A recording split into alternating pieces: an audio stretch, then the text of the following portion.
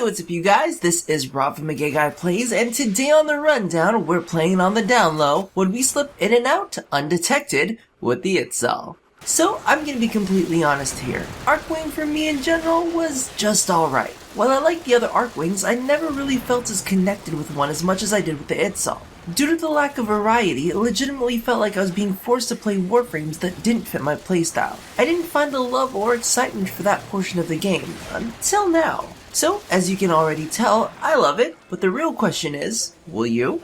You can pick up the Itzal's components and blueprint from the Tenno lab in your clan dojo, but only after you've completed the appropriate research. Now as for you wallet warriors out there, you can always pick it up in the market under the Warframes tab pre-built along with a catalyst for 325 plat. And yes, for those of you who are OCD, I will say catalyst forever and ever just to drive you crazy. That aside, it's also in a bundle for 575 plat, but I'll let you look up those details yourself. So let's get down to business. The Itzal's first ability is Blink, which at max rank teleports you forward 400 meters and drops all enemy aggro. A max range mod can bump this up to 600 meters. Now, while it is a simple concept, it's an extremely handy tool. While you can use it to escape enemy fire or dash towards points of interest, I find that it's also a great way to put yourself into position for a counterattack, dashing through clouds of enemies in order to drop aggro, only to put yourself in a better position for re-engagement. Now supposedly there is a stun component to this occurring at the point you dash from and also at the point you dash to. However, I'm complete shit at gauging distance, so I tend to overshoot my targets and honestly zip so far away from my dash point that I honestly can't tell if anything is actually getting stunned.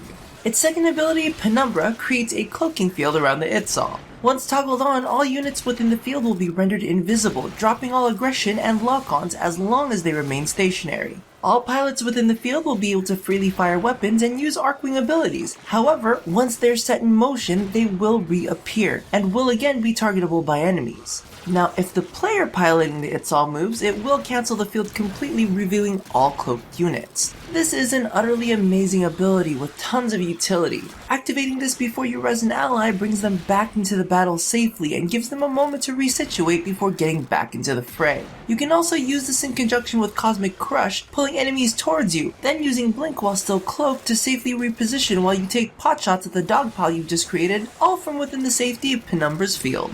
The Itzal's third ability is Cosmic Crush, or as I would like to refer to it, Suck and Blow. Now, this works very similarly to Zephyr's Dive Bomb Vortex. You create a field around you which quickly sucks your enemies into it and then blows them up. Now, I'm gonna be honest with you, this one is a bit risky, as there is a bit of lag time after you activate it that locks you in place, preventing you from instantly blinking away. So I would definitely suggest activating this when covered by allies, or from the safety of Penumbra. Now, one cool thing to note is that this will also pull in orbs, components, and mods. So, if you want to make sure that you don't miss anything, you can activate this in battle areas to ensure that you get all of the good stuff. See? Sucking isn't so bad after all. Now, Fighter Escort is Itzal's fourth and final ability. At max rank, activating it deploys a swarm of 8 drones that fight alongside the Itzal. The amount of drones can be increased to 9 with additional power strength. Now, it honestly doesn't seem like these deal too much damage to enemies in normal combat. Instead, their purpose seems to be more focused on drawing away aggro and dealing a substantial amount of AoE damage when destroyed. Now, there are a few things to note. First off, when in a Penumbra field, they will remain stationary and will not attack anything.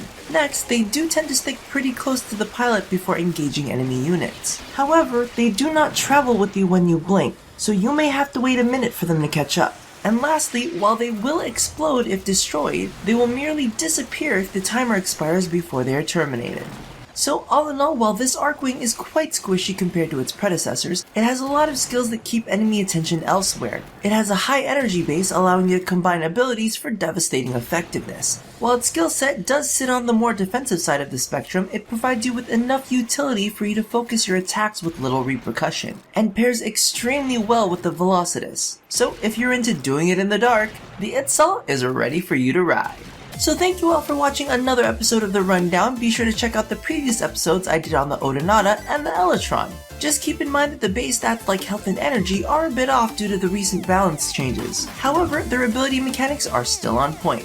Now, don't forget to do the thing that I asked you to do at the end of every one of these. And as always, stay tuned and remember, sucking isn't necessarily a bad thing, especially here at A Gay Guy Plays. Penumbra. Penumbra. No, really? That can't be right. Penumbra. Penumbra. Oh god, you gotta be fucking kidding me, right? I've been pronouncing this with a silent P for all my fucking life.